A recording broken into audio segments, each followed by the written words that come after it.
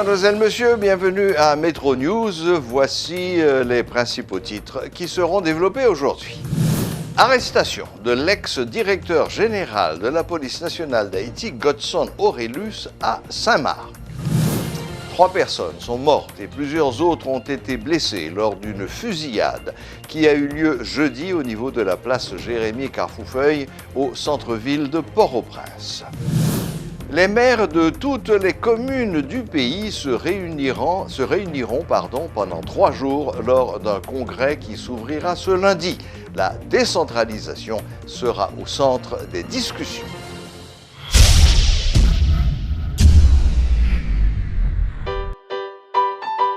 En grandissant, les besoins alimentaires du nourrisson changent. Nutrigou vous propose une gamme de céréales lactées à base de blé et lait, céréales, fruits et lait, 5 céréales et lait adaptées aux besoins de votre bébé. Les céréales lactées Nutrigou sont riches en fer, en calcium et en vitamine D. Je prépare les céréales Nutrigou de 2 façons. En bouillie, la préparation recommandée est d'ajouter 3 cuillères à soupe de céréales à 200 ml d'eau chaude et de remuer. En biberon, la préparation recommandée est d'ajouter 6 onces d'eau à température ambiante à 2 cuillères à soupe de céréales et de secouer. Tu as fini? Tu en veux encore, mon petit chou? Laquelle tu veux?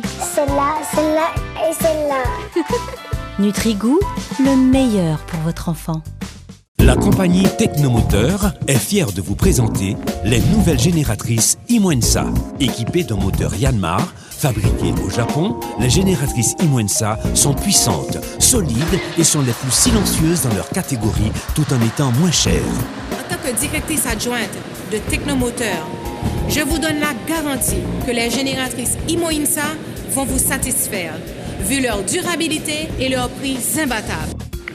Passez voir les nouvelles génératrices Imwensa de 5 kW à 3 MW à Technomoteur. Technomoteur Building Duval, Gazo, route nationale numéro 1. Téléphone à 28 16 16 88 à 90. Dans Technomoteur, tout client, c'est famille. L'ex-directeur général de la police nationale d'Haïti, Godson Aurelius, a été arrêté à Saint-Marc suite à son audition dans le cadre de l'enquête relative à la découverte d'une cargaison d'armes et de munitions le 8 septembre 2016 dans la cité de Nissage-Saget. Après l'audition du DG, le mandat d'invitation a été transformé en mandat de dépôt. D'après des témoins de la scène, des agents de sécurité qui accompagnaient Godson Aurelius ont tenté, mais en vain, de s'opposer à son arrestation. Le juge d'instruction, maître Luméran Dionel, chargé de l'enquête, a déjà auditionné à plusieurs reprises l'ancien responsable de l'institution policière. Plusieurs autres personnalités ont été entendues dans le cadre de ce dossier, mais aucun autre mandat d'arrestation n'a encore été émis. Rappelons que Godson Aurelius a passé 6 ans à la tête de l'institution policière. Les activités ont repris timidement dans la zone de place Jérémy-Carfoufeuille 24 heures après la fusillade qui a coûté la vie à 3 personnes. Petits commerces, établissements scolaires, restaurants, la vie reprend malgré tout, mais les citoyens sont encore sous le choc. Au sein de la police nationale, aucune explication sur ce qui s'est passé exactement. Entre-temps, au sein de la famille de Léon Mathieu, l'une des victimes de cette attaque, c'est la tristesse et la désolation la plus totale. Maman? Elle dit maman? Regardez-lui, il a marché. Bravo. Petit bébé, là, bien éveillé, faut qu'il ait en bonne santé. À part comment j'ai pour côté. Blédina fait céréales Blédine avec l'aide Blédine croissance pour petit tout bien vivre chaque étape développement colis avec l'esprit. À part conditionné, bravo. Blédine céréales avec Blédine croissance, c'est partenaire tout premier progrès petit bébé là. Formation tout le monde. Ça, c'est moment nous pouvons vivre. Crions les 3 fois cadeau manger pour Yolande. Attends, pile notre bel cadeau encore. porter 75 pour tablette Criolito en pays. Gagner plusieurs milliers de primes même côté. Tout petit gâté yo gagner cadeau. Remettre pour tablette yo en pays. Ou va gagner quand même yon cadeau. Mais talent, bien plus toujours. Si vous arrivez former manger à Criolito, ou va gagner manger pour yon l'année. Suivre Criolito bien oui. Là-bas vous manger pour yon l'année. Tout petit gâté yo bien cadeau sans tirage. Criolito toujours pas au cadeau, et puis bon yo. D'un cadeau Criolito yo, dans 4 fèvrier ou là. Promotion tout le monde point. Le Premier ministre haïtien Jean-Henri Séan affiche une grande détermination dans le dossier Petro-Caribé. Il a annoncé hier une nouvelle phase dans le processus visant à faire la lumière sur la dilapidation des fonds Petro-Caribé. Le gouvernement a donné son feu vert pour l'adoption de mesures conservatoires contre les anciens officiels indexés dans les 2 rapports des commissions sénatoriales sur la dilapidation des fonds. C'est le chef du parquet de la capitale qui devra édicter des mesures d'interdiction de départ contre plusieurs personnalités, notamment d'anciens premiers ministres. Par cette décision, le gouvernement adopte définitivement les rapports des commissions sénatoriales qui avaient été dénoncés comme partiaux par le chef de l'État, Jovenel Moïse, et plusieurs parlementaires de la majorité. Le limogeage de certaines personnalités proches du chef de l'État afin qu'il puisse être à la disposition de la justice et l'adoption de mesures conservatoires contre les personnes accusées constituent 2 pas importants du gouvernement vers la réalisation du procès Petro-Caribé. De plus, le Premier ministre Séan annonce avoir mis à la disposition du juge instructeur enquêtant sur l'affaire un véhicule blindé et des agents de protection rapprochés. Pour faire le point sur la question avec nous ce soir, nous avons l'ancien Premier ministre Evans Paul, dit Caplume. Bonsoir, Monsieur le Premier ministre. Bonsoir, Monsieur Klein, et bonsoir à tous les téléspectateurs et téléspectatrices de Télémétropole. Monsieur Paul, c'est toujours un plaisir de vous avoir et d'entendre vos analyses. Bon, comme je le disais à l'instant, semble-t-il, la question Petro-Caribé a pris une nouvelle vitesse. On a assisté à l'annonce de la création d'une commission. Il y a eu la publication d'une liste de compagnies indexées. Il y a eu des convocations, invitations par le commissaire du gouvernement à une série de personnalités. Et il y a peut-être, ce qui à mon sens est le plus important, l'annonce par le Premier ministre Jean-Henri Séan qu'il souhaiterait faire appel à un organisme international indépendant pour apporter son concours dans le cadre du procès de Petro-Caribé. Monsieur Evans Paul, que pensez-vous de ce train de mesures? Bon, je comprends le souci des autorités de faire un effort pour répondre aux aspirations du peuple, de la population, mais j'ai certaines préoccupations par rapport à une ambiance que je qualifie d'ambiance de contradiction. Et contradiction à tous les niveaux, contradiction du côté du pouvoir, contradiction du côté également de l'opposition, de ceux-là qui mènent le combat à la recherche d'une explication sur la gestion des fonds de Petro-Caribé. Moi, j'estime qu'il faut faire des choix judicieux. Cette question, côté COB Petro-Caribé, doit être répondue par la justice. Et il faut éviter de multiplier des initiatives qui peuvent porter à confusion. Il faut se référer à la justice. Nous parlons de procès. Procès, c'est une dynamique de procédure basée sur l'application des lois, en passant bien sûr par le bon fonctionnement des institutions. Voilà mon point de vue. Et je partage l'opinion du colonel Rébu qui a intervenu ce matin sur Radio Métropole. Il a dit, on a l'impression que le pays est en mode pétro. Tout le monde parle d'une seule chose. Il y a un problème Petro-Caribé qui occupe les esprits. Il faut une réponse à cette question côté comme Petro-Caribéen, mais il faut s'occuper du pays.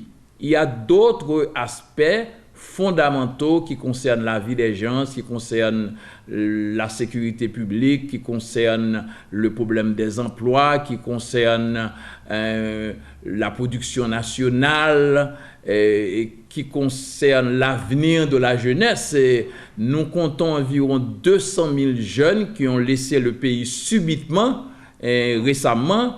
Alors c'est une fuite de cerveau et d'énergie. Et nous sommes un pays traversé par des failles sismiques, nous sommes sur la route des cyclones. Il y a plein d'autres choses qui doivent faire partie de l'agenda des autorités et des citoyens responsables du pays. Et il faut s'occuper du Petro-Caribé, mais on ne peut pas limiter l'action générale du pays à une seule question, et même si cette question-là est importante. Mais est-ce que cela signifie concrètement, M. Evans-Paul, que vous êtes contre la création de cette fameuse commission? Bon, je ne peux pas dire que je suis contre, mais je vois qu'il n'y a pas, que la commission n'a pas été bien accueillie. Et je comprends le souci du Premier ministre. Il veut peser l'accélérateur sur le côté transparence, que les gens viennent observer. Mais d'un autre côté, il y a un souci de préserver les institutions, de renforcer les institutions. La plupart des gens pensent qu'il faut laisser aux institutions de faire leur travail. Oui, mais la grande question qui est posée presque quotidiennement, c'est y a-t-il aujourd'hui en Haïti une institution capable d'organiser le procès Petro-Caribé de manière claire, limpide, transparente et surtout crédible et acceptable par tous? Bon, le problème, c'est un problème d'État, c'est un problème institutionnel. Et s'il n'y a pas d'institution capable de garantir un procès crédible, eh bien là, nous faisons face à une faillite de l'État. On ne peut pas non plus improviser de nouvelles institutions. Une commission, quelles que soient les personnes qui la composent, ne pourra pas non plus garantir l'organisation crédible d'un procès. Il faut la vigilance citoyenne. Je pense que cette vigilance citoyenne existe à travers la dynamique, Petro Challenge, les partis politiques qui se mobilisent, la multiplication des manifestations. Alors là, il faut se référer tout simplement à la loi et aux institutions, et chacune en ce qui la concerne. Mais il y a ce que j'appelle les contradictions. Jusqu'à présent, il y a des failles. Et quand on parle du dossier de Petro-Caribé, il y a une suspicion de gaspillage, je dis bien suspicion, mais les faits ne sont pas établis. Même au niveau des procédures, nous avons un rapport qui a été publié par une commission, une première commission du Sénat. Ce rapport n'a jamais été adopté par l'Assemblée sénatoriale. Un deuxième rapport non plus n'a pas été adopté.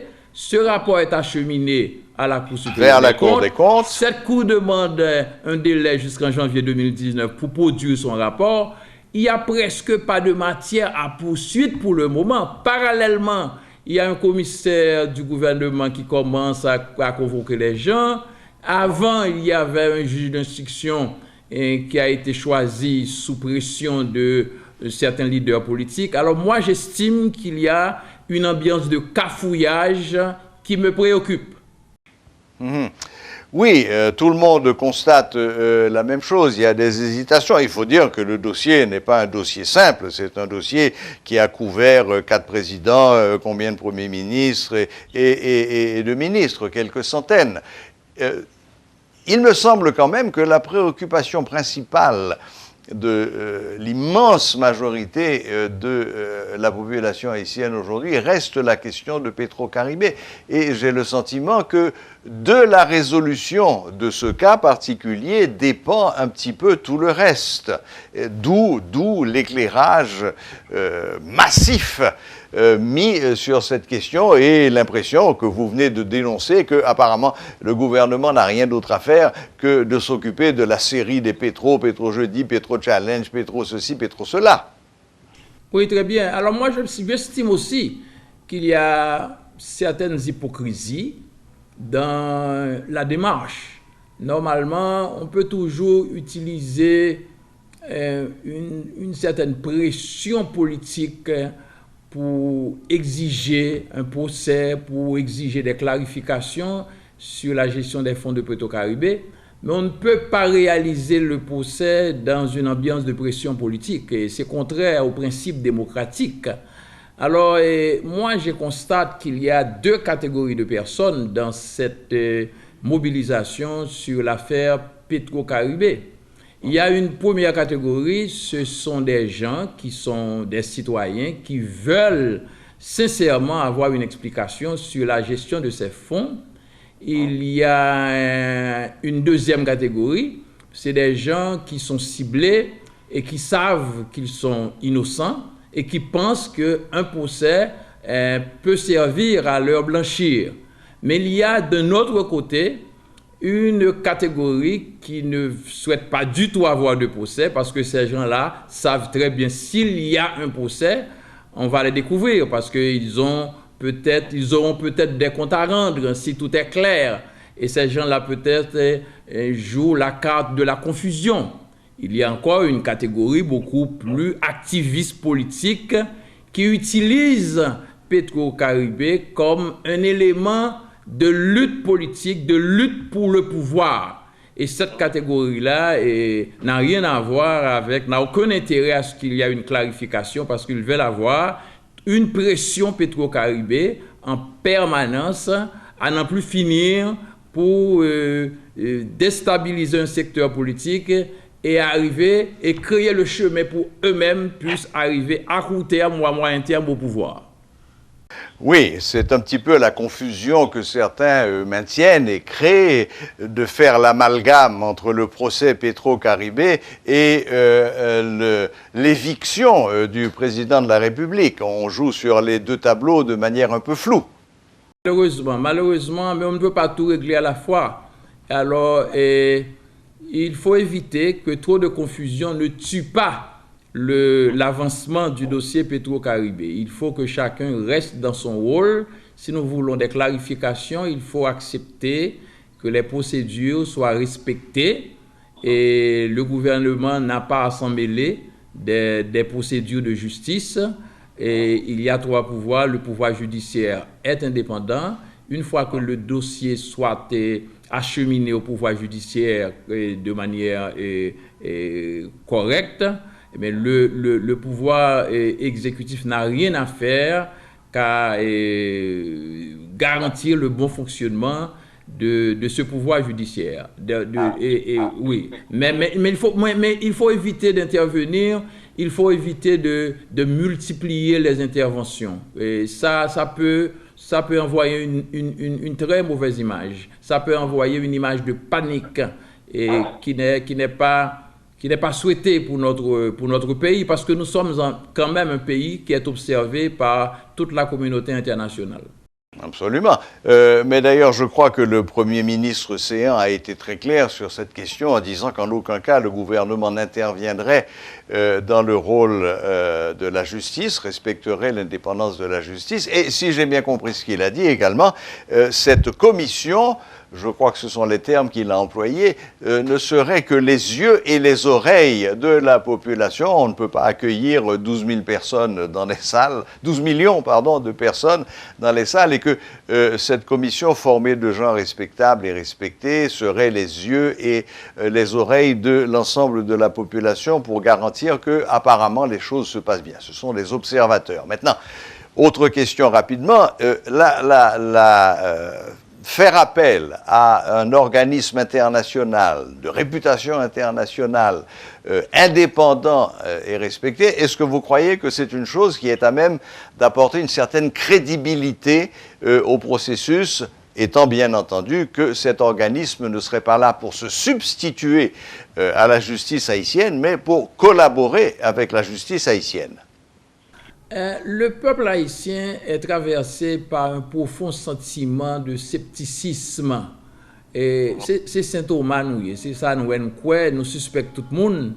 Et l'on met douette nous dans trois que nous croyons. Exactement. Alors là encore, je me suis demandé s'il ne faut pas laisser à la justice de prendre ses initiatives. C'est-à-dire, si la justice estime qu'il lui faut des experts haïtiens, des experts étrangers, parce que je pense, même quand j'entends que le commissaire du gouvernement commence à inviter des personnalités sur le dossier, on sait que c'est un dossier très compliqué, très technique. On parle de 10 ans de gestion à travers 3 administrations présidentielles, 6 gouvernements. Alors, c'est beaucoup de paperasse, c'est beaucoup de chiffres, ça demande beaucoup d'expertise. Alors, mais j'estime que ces demandes-là doivent provenir du juge d'instruction. C'est le juge d'instruction qui doit déterminer s'il lui faut des experts haïtiens ou étrangers. Le gouvernement doit s'abstenir de prendre d'initiative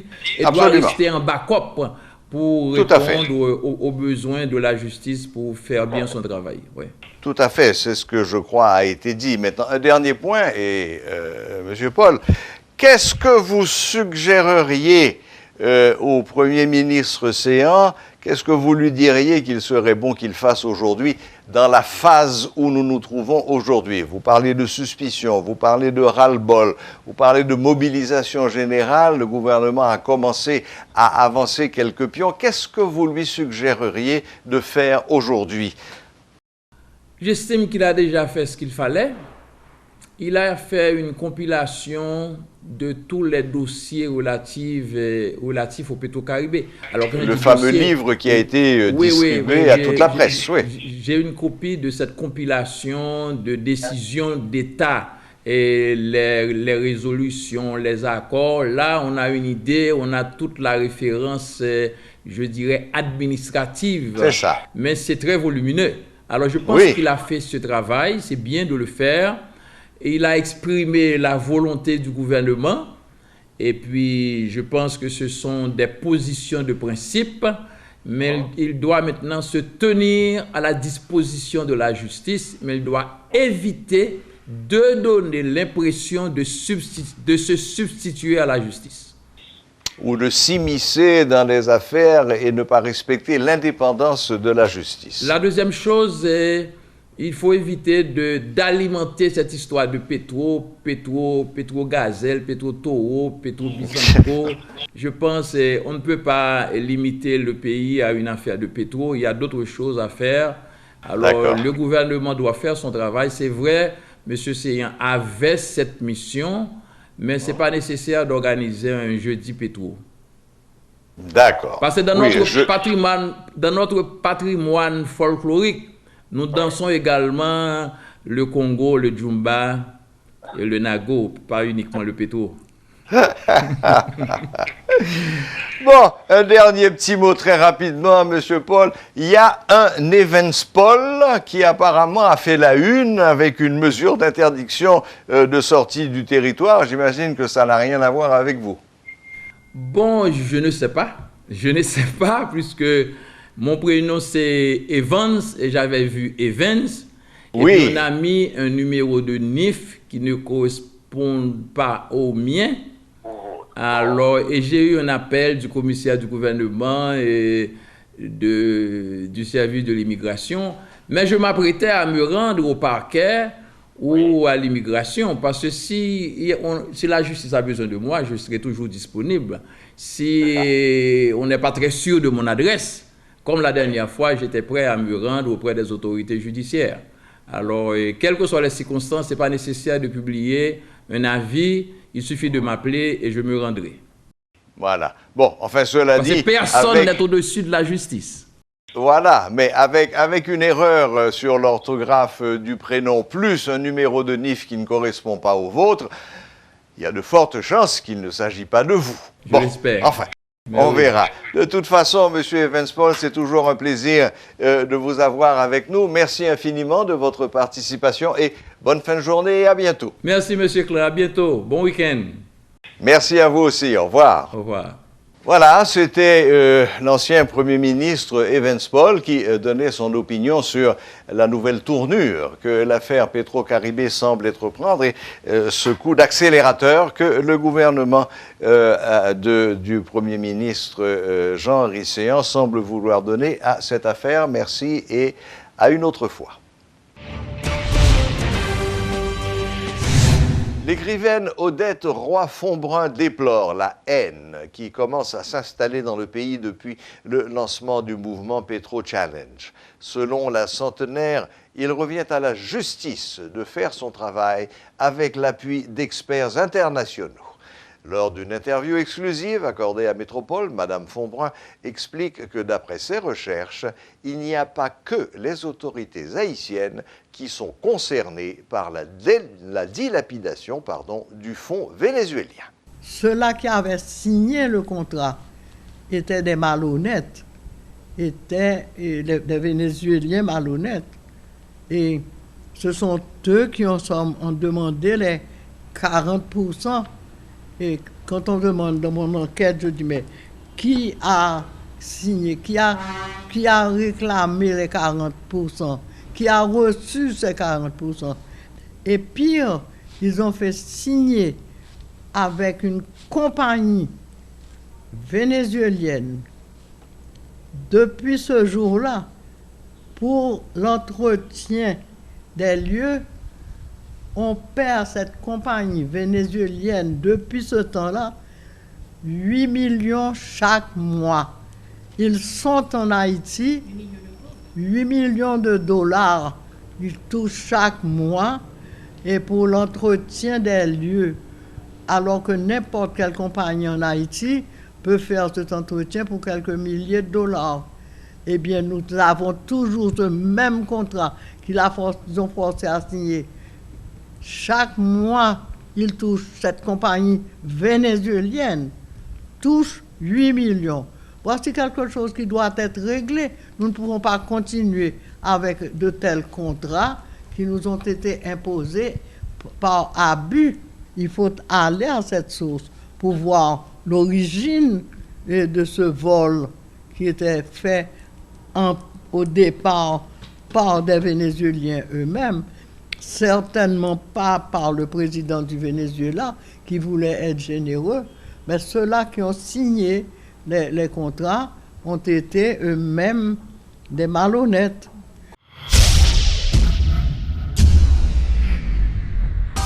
Votre lait bon goût est prêt, venez chercher.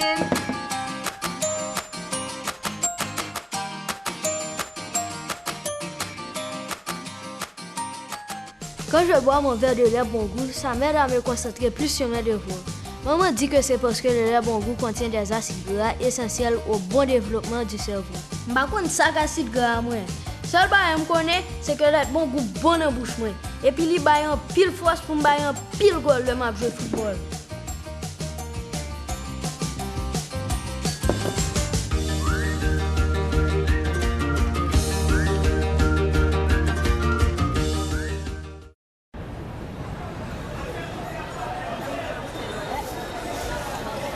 Merci belle petite maman chérie, chérie. Bonne journée.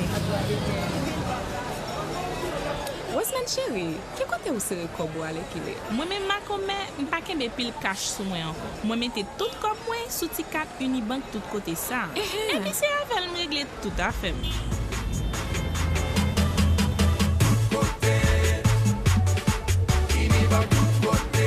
Hey, comme t'as pensé à le faire une tout? Ah, chérie. Pourquoi ouvrir canet Unibank tout côté par ou ak 100 gouttes dépôt seulement?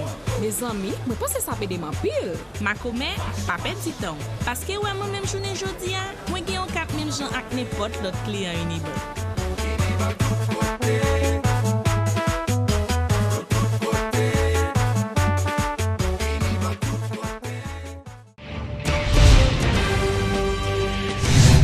Suite aux derniers incidents survenus dans la capitale où 2 avocats du barreau de Port-au-Prince ont été brutalisés par des agents de la PNH, le Conseil de l'Ordre des avocats de Port-de-Paix a fait une convocation à l'extraordinaire le week-end dernier écoulé pour adopter une mesure de solidarité. Les avocats du barreau de Port-de-Paix ont à l'unanimité témoigné leur solidarité au mouvement de grève déclenché par le barreau de l'ordre des avocats de Port-au-Prince. Ils réclament également la révocation du directeur départemental de la police de l'Ouest, Berson Soljour, et le renvoi de maître Clamé Oknam Daméus. Sur ce dossier, nous avons avec nous le consultant juridique de Métropole, maître Patrick Laurent. Bonsoir, maître Patrick Laurent. Bonsoir Clan et bonsoir à tous les amis auditeurs de Télémétropole. Voilà, Patrick Laurent, vous êtes notre avocat conseil maison, vous êtes l'homme auquel on s'adresse dès qu'on a un petit problème qui mérite quelques éclaircissements. Bon, qu'est-ce que vous pensez de cette grève des avocats du barreau de Port-au-Prince? Est-ce que vous pensez qu'elle est justifiée? Eh bien, tout d'abord, nous avons constaté après l'incident qui s'est survenu au palais de justice impliquant le directeur départemental de l'Ouest et un greffier et un avocat au barreau. Et le conseil de l'ordre s'est réuni en assemblée générale et a observé un arrêt de travail. En premier temps. En deuxième temps, maintenant, on a convoqué une assemblée générale extraordinaire et l'assemblée a délibéré aujourd'hui pour un arrêt illimité moyennant la satisfaction de certaines revendications, l'arrestation du directeur départemental de l'Ouest et la révocation du commissaire du gouvernement près le tribunal civil de Port-au-Prince. Ça, c'est la résolution et c'est la décision du conseil de l'ordre des avocats de Port-au-Prince prise en assemblée générale. Et suivant cet état de fait, à mon humble avis, il serait très important pour que les plus hautes autorités de l'État, je dirais au niveau judiciaire, le CSPJ, et au niveau de l'État, le ministre de la Justice, puissent se réunir, rencontrer avec le Conseil de l'ordre pour trouver une issue institutionnelle à cette situation, je dirais, à cette crise. Bon, oui, mais revenons très rapidement sur les exigences du barreau. À la limite, je pense que tout le monde peut comprendre que un policier qui agresse un avocat, on peut comprendre que l'ordre des avocats se révolte contre cette manière de faire. Mais dans le cas du commissaire Oknam Clamé Daméus, lequel d'ailleurs est celui qui aujourd'hui est en charge principale du dossier Petro-Caribé, est-ce que cette exigence n'arrive pas à un très mauvais moment? Bon, alors là, il faudrait véritablement analyser la question, mais il faut dire aussi que ce n'est pas une situation inédite. On a enregistré cette situation aussi lors du commissaire Francisco. Et nous avons un cas pareil maintenant dans la juridiction de Jacmel. Il faudrait dire aussi à Jacmel, le barreau de Jacmel a observé un arrêt de travail. Dès l'ouverture des tribunaux, le bâtonnier n'était pas présent à l'ouverture des tribunaux à Jacmel. Donc c'est un problème récurrent. Donc il faudrait dire que c'est un problème qui doit être adressé au plus haut niveau de l'État. Quand le barreau observe un arrêt de travail, il faut dire dans une juridiction, la justice s'arrête véritablement, puisqu'au fait, sur le plan pénal, on ne peut pas interroger un détenu en absence d'un avocat ou d'un témoin de son choix. Et la lutte contre la détention préventive prolongée avec un arrêt de travail, ça va s'aggraver. C'est pourquoi il faudrait que les acteurs puissent se réunir. Quand je parle d'acteurs moi-même, au niveau de Port-au-Prince, le barreau, le Conseil supérieur du pouvoir judiciaire, comme s'est impliqué la police dans cette question, le directeur général de la police et le ministre de la Justice puissent se réunir pour trouver une issue institutionnelle. Parce qu'en fait, c'est inconcevable véritablement dans le temple de Thémis pour qu'un avocat, dans son lieu de travail, puisse être agressé. Et maintenant, si on parle de flagrant délit, et celui qui a commis l'acte, le commissaire du gouvernement n'a pas agi. À ce moment-là, si les avocats ne sont pas en sécurité, quid des justiciables? On doit se poser la question comme ça. C'est pourquoi je dirais, en ce sens, dans ce cas-ci, il faudrait que les plus hautes autorités judiciaires puissent se réunir pour donner une réponse institutionnelle à cela, parce que de toutes les façons, on ne peut pas laisser comme ça s'aggraver des gens qui sont en prison, des dossiers en souffrance, et qu'il y a un arrêt de travail non seulement à Port-au-Prince, mais aussi dans la juridiction de Jacmel. Donc il faudrait qu'on trouve une solution à ces problèmes. D'accord, mais Maître Laurent, vous venez de confirmer que cette grève a été reconduite pour une durée illimitée. Mais qu'est-ce qui arrive là maintenant aux justiciables? Ce sont les justiciables qui, in fine, sont les principales victimes de cette absence d'entente et de discussion entre les acteurs que vous venez de citer. C'est ce qui arrive. Si je pourrais exprimer une terminologie, le consommateur final judiciaire, c'est les justiciables. Alors que les avocats sont des acteurs, sont des principaux acteurs pour faire marcher la machine de la justice. Donc l'avocat, c'est l'intermédiaire entre le justiciable et le système judiciaire. Alors que si les avocats ne fonctionnent pas, si les avocats observent un arrêt de travail, ça veut dire que la machine s'arrête.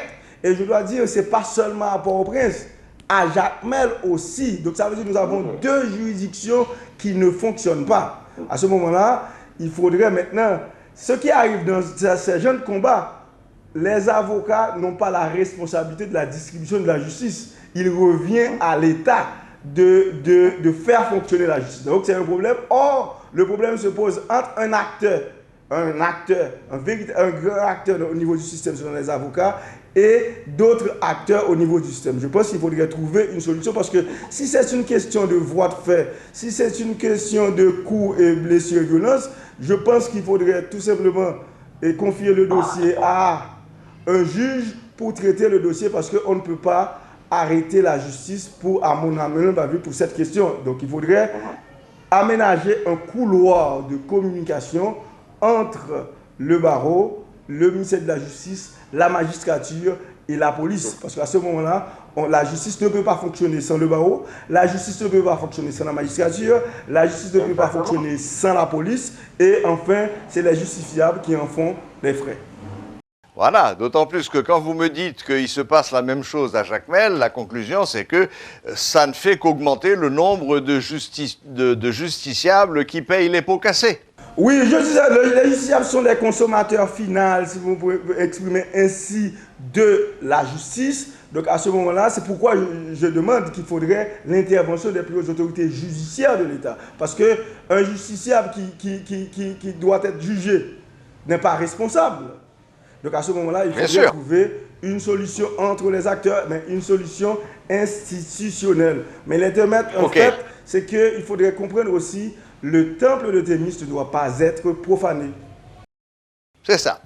Mais alors, une dernière question très rapidement, Maître Laurent. Parmi tous ces acteurs que vous venez de citer, qui est-ce qui devrait être à l'initiative de cette rencontre et donc finalement de cette tentative de solution Bon, à mon sens, je pense que le président du CSPJ peut prendre l'initiative. Le ministre de la Justice pourrait prendre cette initiative aussi. Et on a noté que le directeur de la police au niveau de la juridiction de Port-au-Prince avait fait une visite de courtoisie, c'était très élégant de sa part au niveau du barreau. Je pense qu'il doit continuer de cette lancée parce que ce n'est pas une bonne chose pour la société et pour les justiciables que les institutions s'entre-déchirent entre eux. Oui, bien sûr. Et que nous soyons face à une totale paralysie. Mais écoutez, Maître Laurent, encore une fois, merci de tous ces éclaircissements. Bonne fin de journée, bon week-end et à bientôt. Merci à toi aussi et à tous les téléspectateurs de Métro News. D'accord, merci. C'était Maître Patrick Laurent, conseiller judiciaire de Radio-Télé Métropole, qui faisait le point sur la question de cette grève des avocats au barreau de Port-au-Prince. Il a confirmé que c'était la même chose à Jacmel, qui paralysait complètement les tribunaux du pays. Merci, Maître Laurent. À très bientôt. Le congrès des maires d'Haïti s'ouvrira lundi pendant 3 jours. Les magistrats communaux de tout le pays se réuniront pour réfléchir à un manifeste de la décentralisation en Haïti. D'ores et déjà, le président de la Fédération nationale des maires d'Haïti, FENAM, explique que leur principale revendication est que 10% du budget de l'État soit attribué aux mairies pour assurer le développement local. Jude-Édouard Pierre a parlé d'un événement politique majeur. L'objectif congrès, c'est doter pays d'un manifeste de la décentralisation d'Haïti. Pour nous dire, nous allons exprimer foi nous dans la décentralisation. Nous allons demander que, à travers la collectivité, l'État mette dans le budget 10%. Dans tout côté, on va passer dans le pays, dans le chaque côté qui passe, mais collectivité demande 10%. Dans 144 milliards de gouttes là, juste 10%, ça fait 14 milliards. Nous avons rendez-vous lundi, tous les maires de la République seront là pour nous réaliser un événement politique d'envergure, mais tout technique parce qu'il y a des ateliers thématiques qui vont développer des sujets qui ont un rapport à la compétence, qui permettent que nous mieux appréhender problématiques. Donc, nous pensons que nous allons réaliser 3 grandes journées de travail et nous inviter toute la presse à une cour événement ça, parce que l'objectif final là, c'est doter pays d'un document qui est le manifeste de la décentralisation. Nous allons signer pour la première fois un protocole avec UEH, en partenariat avec UEH, sur ça nous devons faire et mettre les ressources humaines à disposition pour l'activité.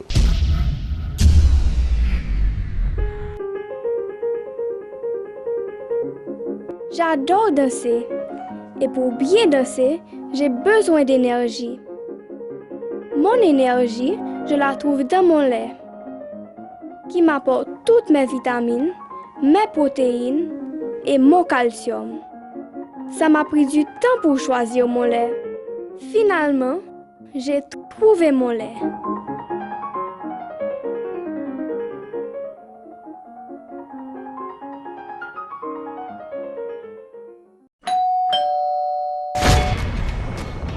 C'est moi qui travaille BUH, boss. Non, monsieur, je suis livreur.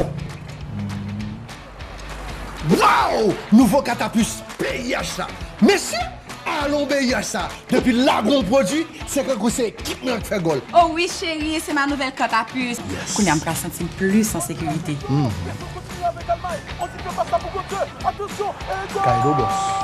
Avec un service à la clientèle qui a bonne stratégie, une nouvelle application mobile qui traite sous la balle et un Mastercard qui fait gagner belle goal, là où c'est client BUH ou déjà champion. Voilà, la boucle est bouclée. Merci de votre fidélité. Excellent week-end à toutes et à tous. Et à la prochaine, même heure, même chaîne.